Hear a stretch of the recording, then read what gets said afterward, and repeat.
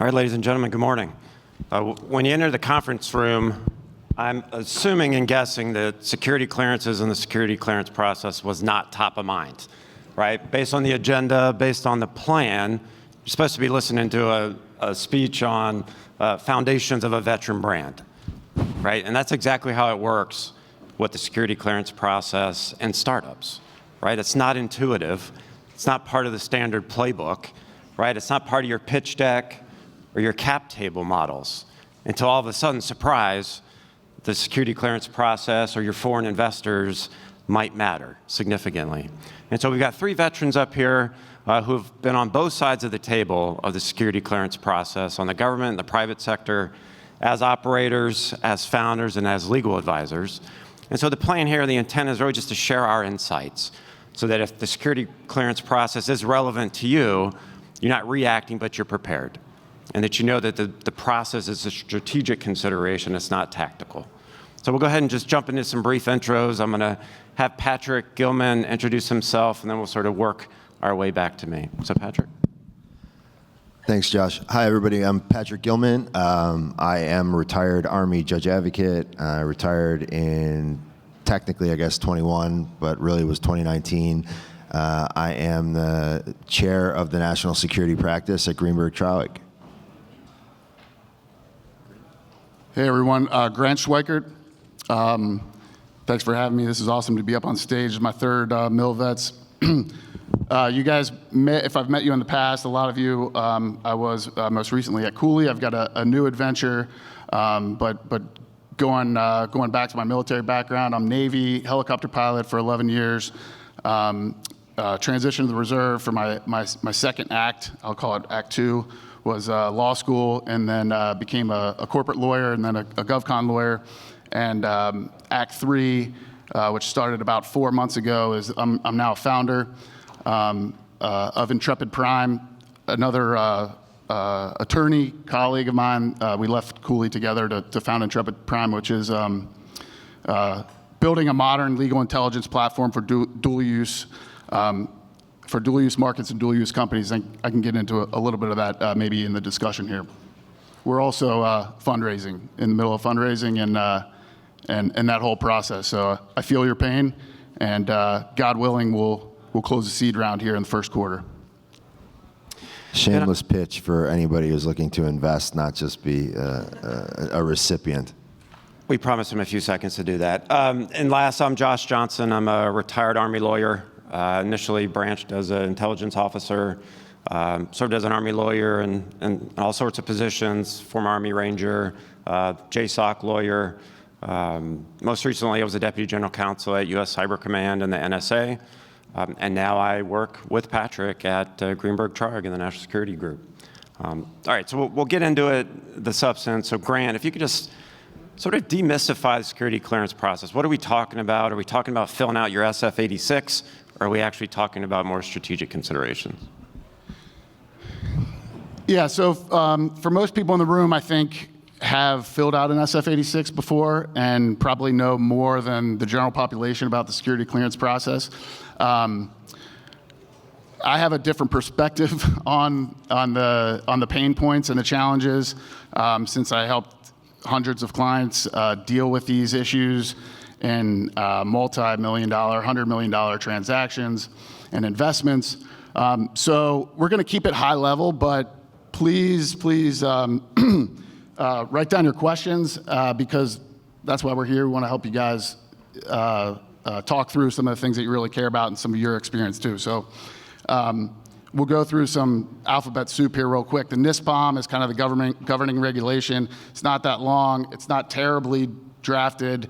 If you're so inclined, read through it. It might help you get a better perspective on the security clearance process.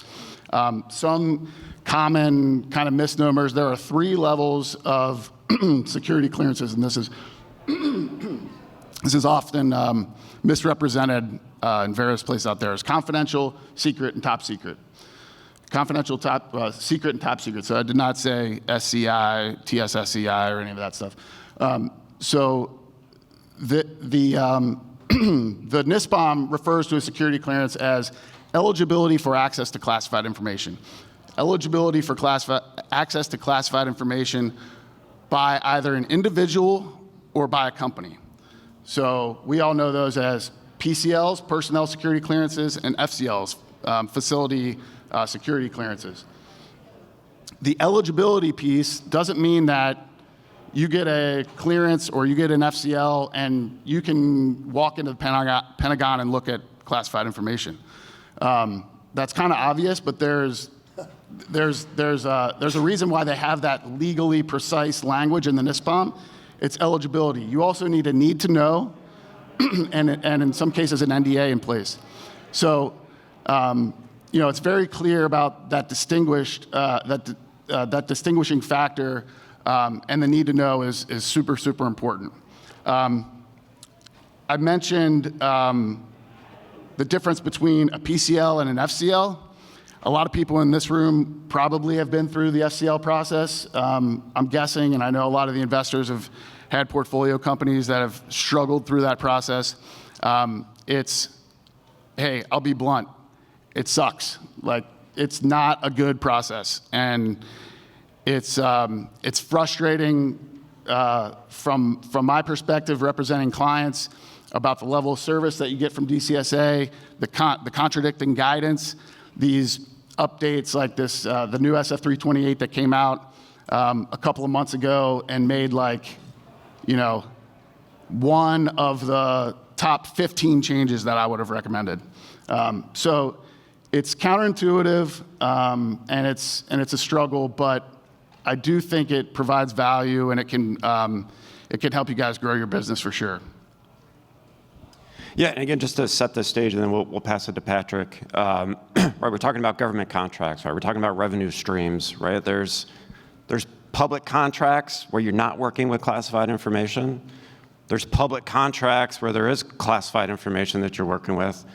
Then there's classified contracts, right, that aren't publicly available. Then there's other programs within the intelligence community and other areas of the U.S. government. So just sort of to lay that sort of foundation. But Patrick, if you just want to talk about clearances, sponsorship, that sort of. Sure. Yeah, so it's an interesting kind of dynamic in dealing with, particularly as a lawyer now dealing with companies and individuals that may or may not require a clearance, and understanding kind of what the differences are between the various levels of information that you will receive. So I just kind of quickly want to take a poll of the people in this room. How many people in this room currently, as an individual, carry a clearance? Okay, so not an insignificant number. What about your companies carry a facility clearance? Okay, so less, right? Or if somebody is in the process? Yeah, all right. So notice the difference there in that situation, right? So the people that carry a clearance, you guys have access to whatever level of, you can access whatever level of information it is that your clearance allows. If it's confidential information, it's confidential information, which we can debate all day on how that actually works in practice, but CUI and things like that, versus secret level information versus top secret information. But if you are working at a company that doesn't have a facility clearance, you as an individual have a clearance, and you're working on a program that requires you to view information. Where, if you don't have a facility clearance, are you going to go to take advantage of that information, to view that information, number one, and number two, how are you going to get the permission that you need in order to activate that clearance to view the information, right? Because I still carry a top secret clearance. I just actually had to renew it from about a year and a half ago, and now I'm on whatever the new reporting regime is, where I'm supposed to tell the government every time I leave the country. So every other day I'm literally putting notices in that I'm going to this country, that country, et cetera. But Greenberg Traurig doesn't have a facility clearance. So if I have a client and I need to look at classified information, whether it's secret or top secret information, I don't get to just pull it up on my computer or look at it in my office, right? I have to go to a client or a government agency and view the information.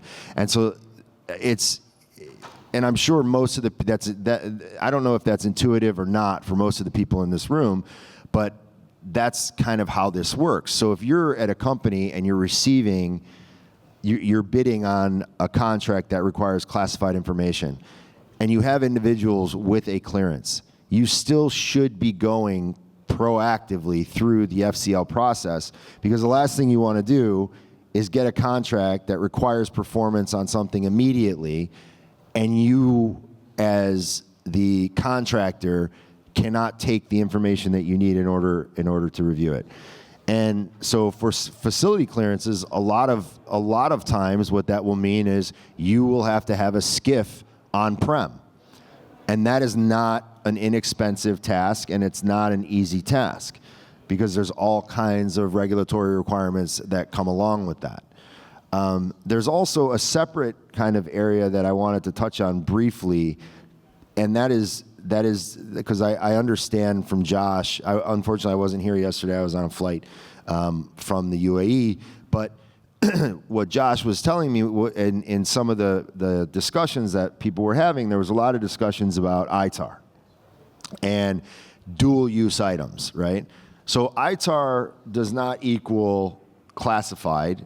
Dual use does not equal classified, but it does equal potentially a certain level of clearance. Meaning, if you're going to be receiving or what's the word I'm looking for when you give something to transmitting, that's the word I'm looking for, transmitting any kind of ITAR controlled data, information, products, you certainly need to be ITAR registered, but you don't necessarily need to have a clearance. What becomes the issue then is, who are you taking money from? Who are your employees? What information do your employees have access to? Where is that stuff going? And are other countries and other nationals involved? And we can dig more into that based on questions, and we're all happy to take questions. But that's kind of like a once over the moon on the different levels and the differences between, what it takes in order for you to receive information. Yeah, no, I think the phrase dual use is thrown around a lot, not always precisely, right? But from a startup perspective, dual use can be great, right? It's multiple revenue streams, right? You've got the commercial revenue stream, you've got potentially the military government revenue stream, but it can be complicated, as Patrick indicates, right? There are other considerations. And Patrick, you touched on sort of ownership scrutiny, other things to think about, foci, which we don't have to jump into the legal and the nuances of those things, but just knowing that you're going to have scrutiny of who your investors are, who the owners are, and just something that you need to think about. Yeah, so if you're taking investments, so number one on the list, which is always okay, China. Number two on the list, always okay, Russia. Number three on the list, always okay, most of the time, North Korea. And number four on the list, always okay, Iran. Nothing from anybody? Really? Okay. It's early. All right, sorry. To be fair, I did hear someone reference the big four yesterday, and they were not referring to the big four that Patrick just listed that I'm used to dealing with.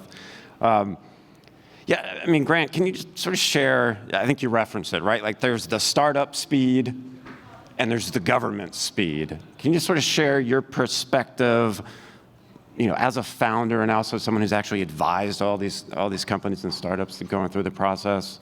What are the frustrations? What are we talking about timeline? Do I have to pay for this sort of stuff?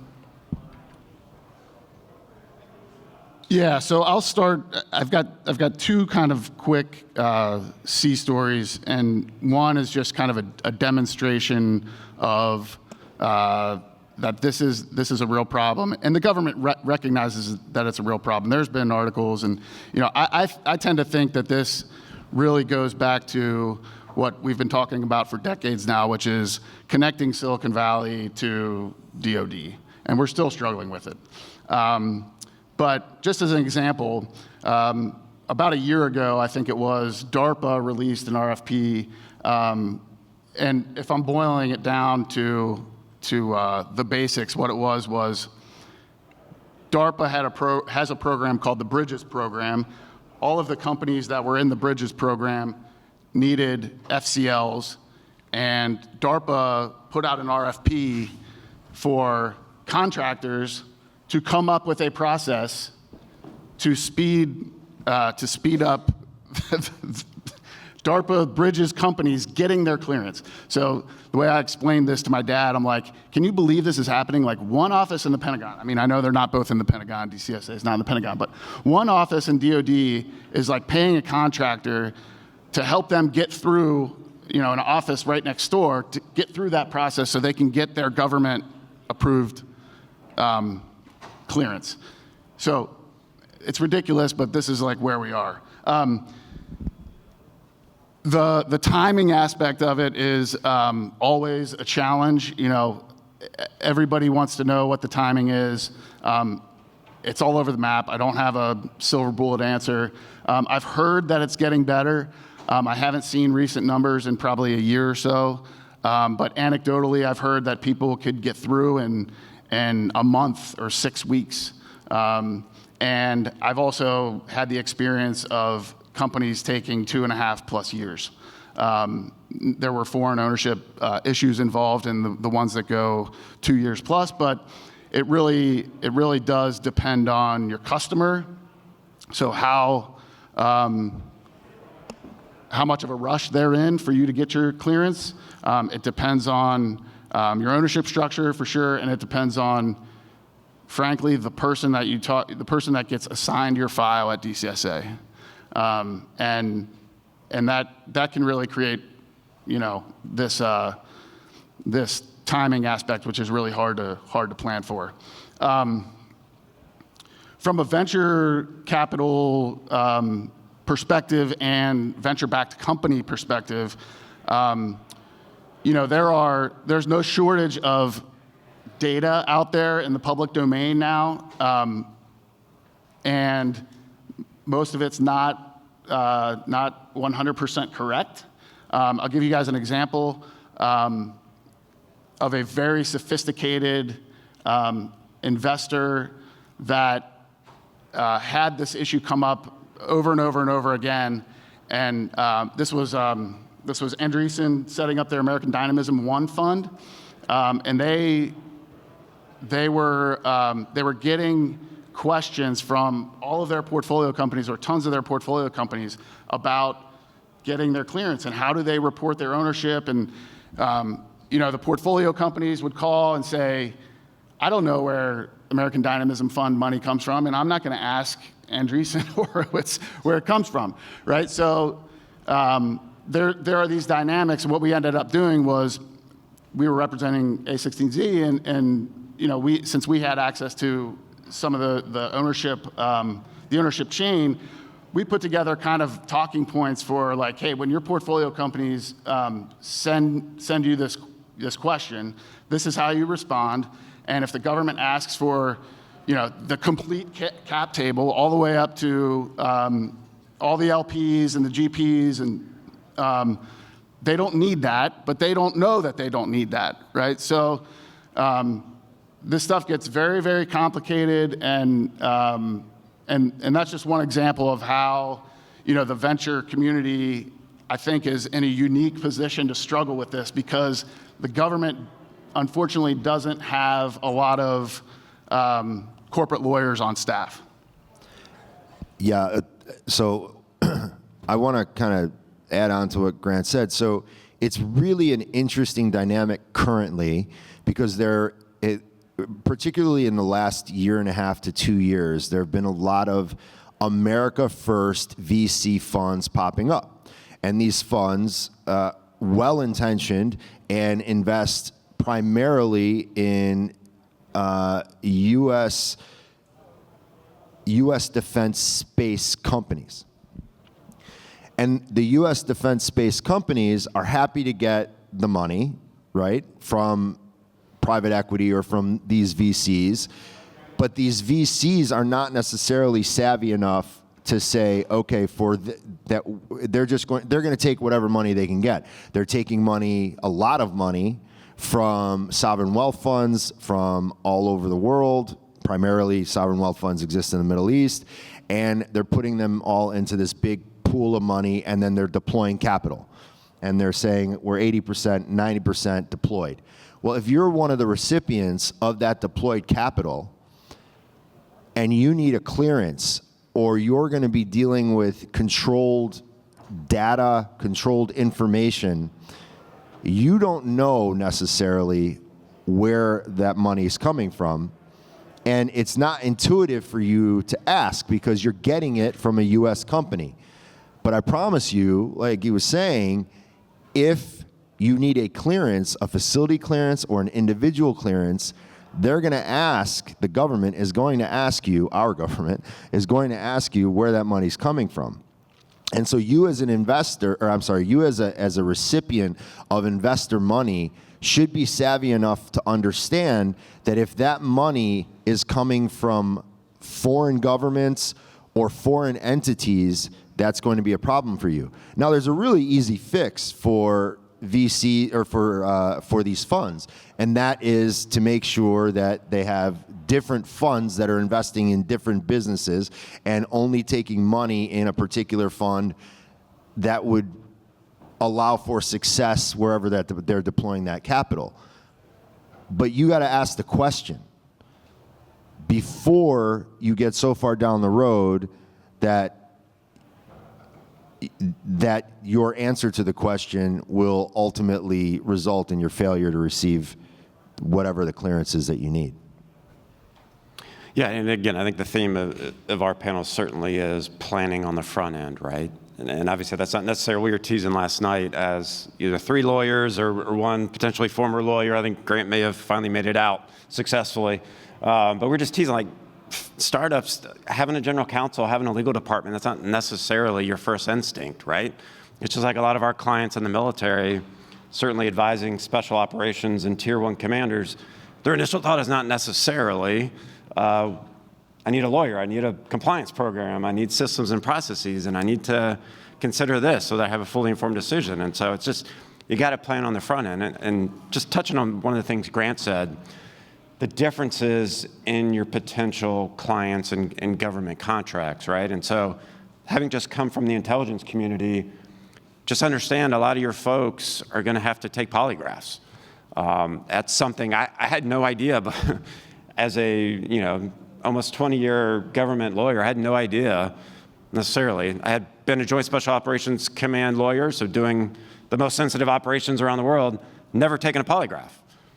And then you get an assignment and say, hey, you're going to go work in the intelligence community.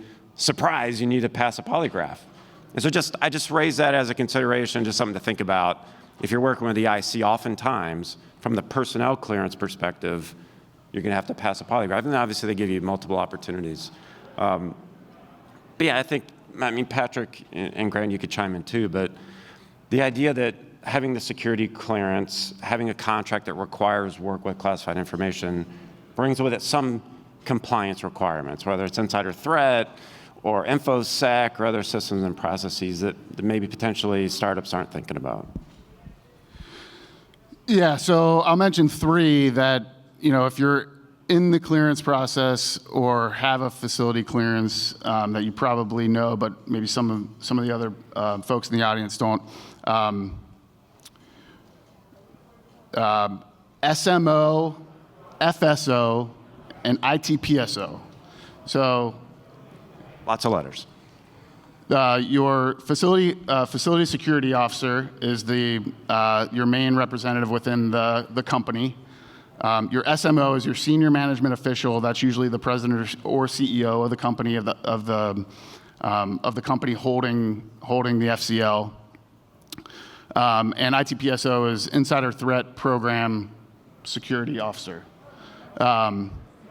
The FSO and ITPSO are usually the same person, but from a small business like founder perspective, I've seen a lot of companies who will say, well, I'm the CEO of the company, I have a clearance, and I'll be the SMO and the FSO and the ITPSO. You can do that, but it's not recommended, and here's why. a good FSO is really critical because all of these challenges that we've kind of touched upon, they can help mitigate those and keep the communication lines with DCSA and the DCSA reps, keep the communication open and free flowing. And if you're the founder and the CEO, you don't have the bandwidth to do that.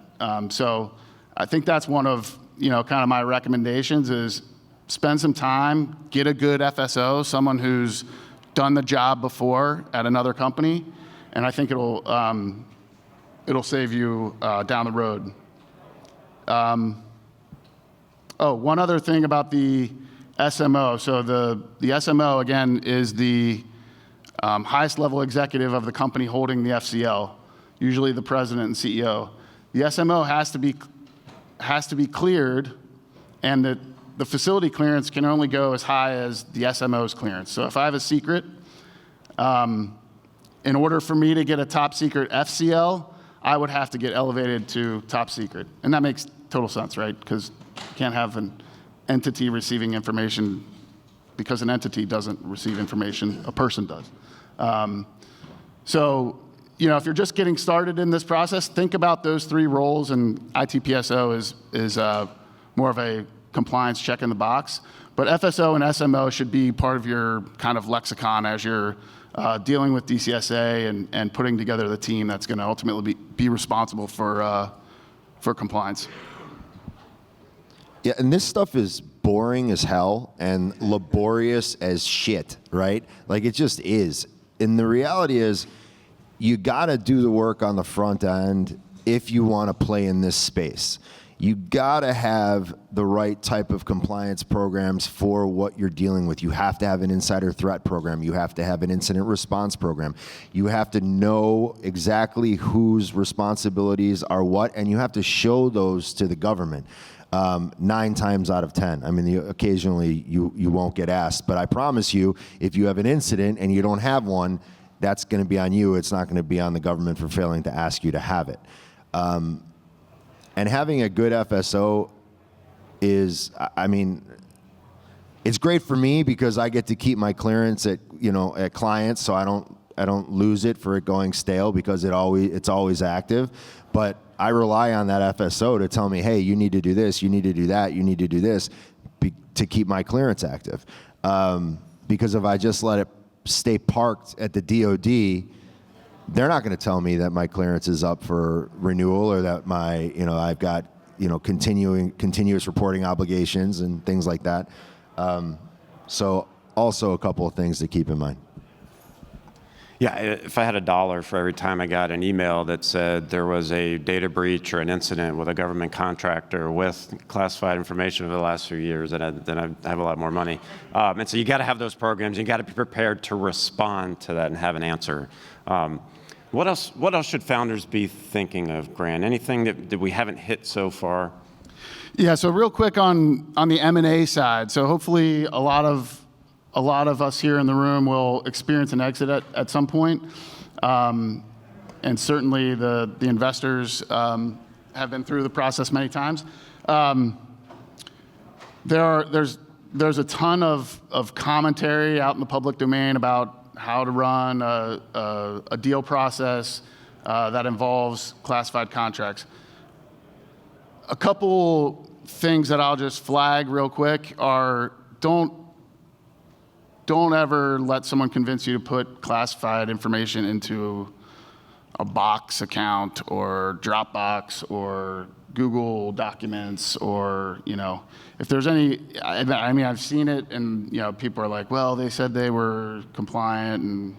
And so that's one and pretty obvious.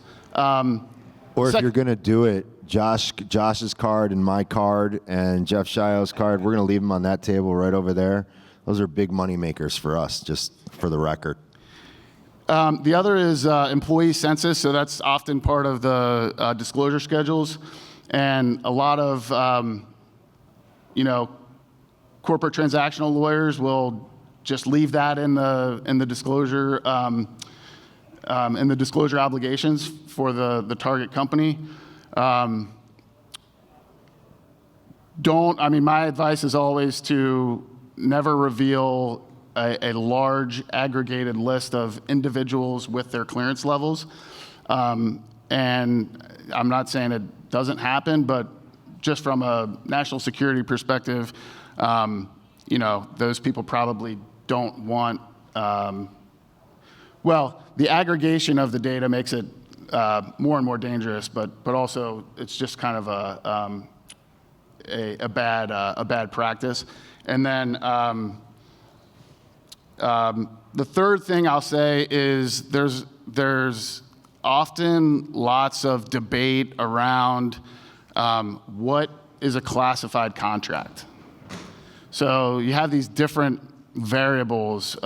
There's, at the highest level, there are contracts to do classified work that the existence of which is not to be disclosed. And so those are obviously kind of a clear-cut example. There are also contracts that require access to classified information to perform the contract. That doesn't always mean that the contract itself is classified, if that makes sense. So this is a lot of lawyer perspective here, but that doesn't always mean that the contract itself is classified. So, for example, you can have a 100-page government contract that has a DD-254 attached to it that says the performance of this contract requires access to classified information. Then the DD-254 will spell all that out and how many people you think you need and what the information is. But that might not be in and of itself classified. Does that make sense? And then once you get the award, then you have to get, maybe a statement of work becomes classified. And so when you're, I guess all this boils down to when you're going through an exit like that, if you are that company or that investor that is working in this space, think about those issues in advance and discuss them with your advisors, because as all three of us can attest up here, you don't want to be having those discussions 2 weeks before closing when you have like 6 lawyers on a Zoom call and they're all charging $1,500 an hour. And I know we got the pitch competition coming up in a little bit, and so I know we want to save time for Q&A, but Patrick, anything you want to throw in before Q&A that we've missed? Yeah, just very quickly, and maybe this will inspire a couple of questions. So with respect to exits, right, as a founder, oftentimes your goal is to build up your company and then sell it, right? Go through the M&A process like Grant's talking about. What I will tell you is there is nothing, and having seen this happen, I'm not a transactional lawyer, I'm not an M&A lawyer, but as a national security practitioner, all of the things that M&A lawyers forget to talk about that people in the defense space deal with every day, we get called in at the 11th hour to kind of take a look at. So I will say, in all seriousness, there are 4 things that will kill a transaction from an acquirer's perspective faster than anything else. And it's not bribery and corruption, right? That's not a good thing. Don't engage in foreign bribery, but it's not going to kill a transaction because there's no acquirer liability with stuff that happened already. But sanctions violations, export control violations, ITAR violations, and security violations. Those are all A, strict liability offenses. They're B, criminal, and C, they are passable, meaning the acquirer buys those violations when they take a company. So if you have a company and sanctions is 10 years, 5 years, 5 years, 10 years. So security violations will go back as 10 years, and that's just straight up and down. 7 or 10, I apologize. 7 or 10. 10 years on sanctions, 5 on ITAR and EAR. If you are trying to sell a company and on day one, you're 3 years into your company, you had growth like a hockey stick, like the gentleman mentioned before, and you're ready to go. Your valuation is 25x because you're in some kind of a tech business. It's 25x your revenue. Your revenue this year was 15 million.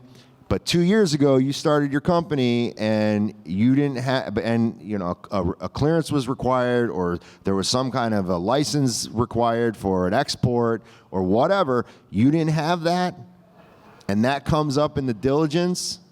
Your deal is dead. Your valuation is zero. Overnight, instantly. And that's real. I see it happen all the time. It's happened to clients of ours. Because they didn't call us soon enough, that's why. But anyway, with that being said. Yeah, let's open it up to questions. I think we've sort of taken you from what are we talking about all the way to potential exit strategies and acquisition. So if we've got any questions, we'll start here on the right. Yeah, for a new startup, how do you deal with the catch-22 problem? I want to do classified work, but it's hard to get the classified work if I don't have the clearance already. Yeah, exactly. Patrick just said find a good sponsor. In my experience,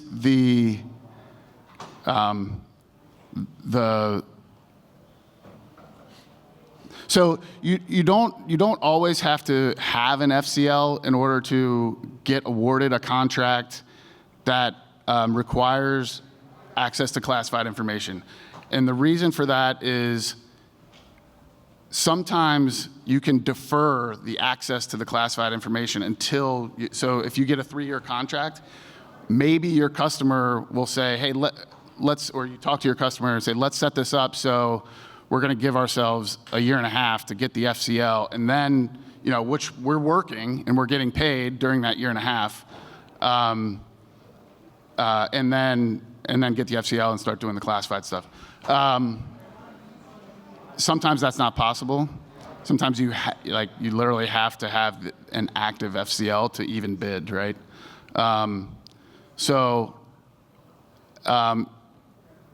Yeah, find a good sponsor. I would say, you know, SOCOM is generally known to like move fast. The IC, I think, also moves fast, faster than say, I don't know, someone, a huge, you know, office in DOD somewhere, DOW, sorry. Subcontractors can also do it. So that's a route that has less friction. If you can, certainly large primes will be able to issue a DD 254 to a startup under a subcontract, but it doesn't have to be a large prime. It can be another, you know, someone in this room can give you a subcontract. So now you still have to deal with DCSA and going through the FCL process. But there are ways, I mean, so that's really it. You know, you got to kind of network and don't be afraid to ask people that you know, hey, you have a clearance, like, can we jump on as a subcontractor somewhere, you know, so we can get that FCL process started. Or get your individual, like there's plenty of, get your individual clearance, which is a much easier process. And then there are plenty of FCL holders out there that you can rent space from, that will rent you space. You just need to disclose that while you're going through your process for your own FCL, because it's a pain in the ass and it's expensive. Because it's not just, you know, you're not just say, oh, my address is 22 Main Street, give me an FCL. Like, you have to outfit that you have to build the infrastructure to hold whatever the information is. So, but there are people that have that already. Like in Virginia, you can find them all over. If you're from Virginia and you're in Reston, you can't, like, you literally, you could throw a stone and hit a SCIF, right? And so, and they're not government, not all government SCIFs anyway. So that's kind of how I would do it. And that person, that entity could also sponsor you, likely for a fee, and it would be okay. Yeah. So one other option I'll mention really quickly, and this is not to be done lightly, but you could buy a company that has an FCL. Make sure you have good lawyers. And a lot of money. All right, let's get over here. appreciate the information today. This is very helpful. It would also be helpful to kind of see it from a timeline view. So, let's envision a scenario where I've just taken a check from Tim for my 500K for my pre-seed round. Like, I'm looking at doing some classified work with the government. Like, what do I need to do as a founder? Like, what are the steps and what's the timeline for each step? And then if you can give us like any best practices or like, big fails or pitfalls you've seen along the way from your experience, that would be helpful too. But can you kind of step us through it, like from a timeline perspective, like in story mode, to help us understand a little bit better? There was a lot there on that question. I'm going to kind of start on the back end. So a pitfall and this is my opinion, right? This is not doctrine. This is not codified anywhere. One of the biggest pitfalls that I see, and I've seen it from clients of mine, from friends of mine, is that they only want to do GovCon work. They'll take money from, either they won't take any money and they'll try to do it on their own, or they'll take money from a fund or PE or VC or whatever we're calling it, but they only want to do GovCon work. And when that's your business model, that's fine if you're really good at getting those contracts and the contracts come through and they're funded and they're not delayed because of appropriations or government shutdowns or whatever. So one thing that I talk to my clients about, right? And this is not for everybody, because I'm not a government contract lawyer either, right? Jeff Shio, who's sitting right there, is, and I'm going to ask him to go either north, south, or east, west on what I'm about to say. Hopefully he doesn't go east, west. But anyway, what I tell my clients is, look, I get that you want to do a lot of work with the government, but you need to be able to commercialize your product as well. Have a classified version, have a non-classified version, so you can actually start to get revenue in the door while you're waiting for these other government contracts, whether they're classified or not classified, to come through. Jeff? Yeah, north, south. Yes. So, go ahead, you get the rest. yeah, I totally agree. That's the beauty of dual use, right? So I don't know, what is your company product, hardware, software, service? Don't have a company, just looking for. Got it. Like, you have to be classified with what do you do first? Yeah. When you put in the FCL, when you start assigning these roles in your company, what's the step-by-step to get from here to there? I understand there's probably multiple paths, just take like whatever you take on that. Yeah, so if your primary target customer is the IC, it's a different answer than if you're building software. But so I wouldn't, based on the answer to that, based on what your company is building, I wouldn't over prioritize getting an FCL. I would build your product. But I do think having an FCL is valuable, right? And I don't want to discourage people from, we're talking about pitfalls and challenges with the process, and it's this terrible thing. But you get through it, you have it, you maintain it. It can be really beneficial. So I don't want to discourage it too much. But so I would focus on building your product. But I would also be hyper-focused as a founder on your cap table.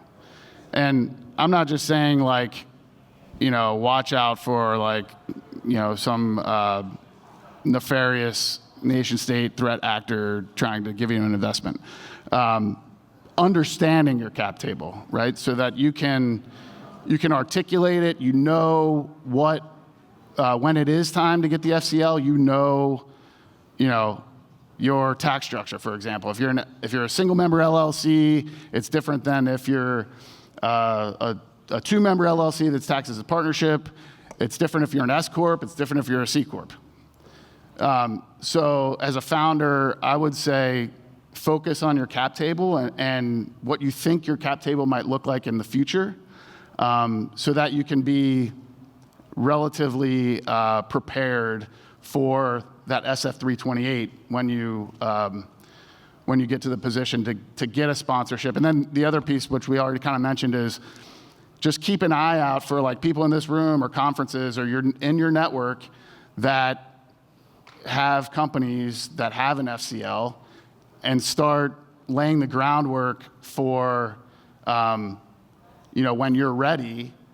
Hey, what do you think about, issuing my company a DD 254? We can contribute on this project that you're doing, and that'll kind of kickstart you too. All right, so I think we are about out of time. So I think that was a good way to weave both the first question and the second question. We're happy to chat afterwards as well. Do we have one more? I'm sorry. Stedman. No, we're on time, so we got to get ready for the pitch competition with PenFed. But we want to go ahead and give you all a round of applause for the panel. Thank you.